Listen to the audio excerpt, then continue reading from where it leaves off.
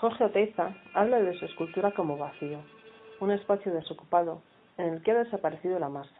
Es el escultor de lo inmaterial. Los que no tenemos una educación artística ni un sentido literalmente metafísico de todos estos razonamientos artísticos, cuando paseamos por las ciudades y vemos formas abstractas en plazas y jardines, somos la antítesis de los pensamientos oteizianos. Entonces pensamos, un espacio ocupado por una masa abstracta. Haciendo unas fotos de unas esculturas abstractas en una ciudad vizcaína, la camarera de un bar por su conversación, percibí que tenía conocimientos en arte. Me dijo, cuando un artista tiene que explicar su obra porque no la entiende el público, ya no es arte. El arte puede ser provocador, conformista, etc. Tiene que hacernos sentir emociones. Debemos entenderlo. Sabias razones. Un conocido mío, marchante de arte, me decía lo contrario. No lo vemos ni entendemos, porque el artista siempre va por delante de nosotros varias generaciones. También sabias razones. Para los unos y para los otros, esta es una muestra de arte en las calles de tu ciudad.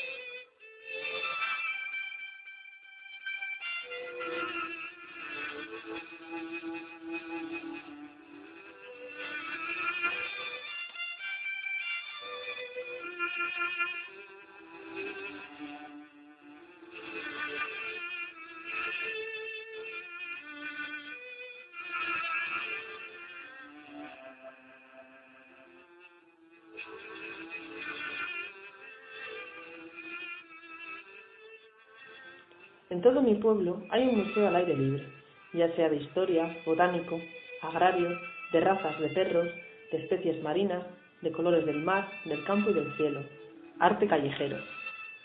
Ahora, nosotros los residentes debemos respetar y mantener este patrimonio, aumentarlo para que cuando ya no estemos en nuestro pueblo, siempre quede un pedacito de nosotros.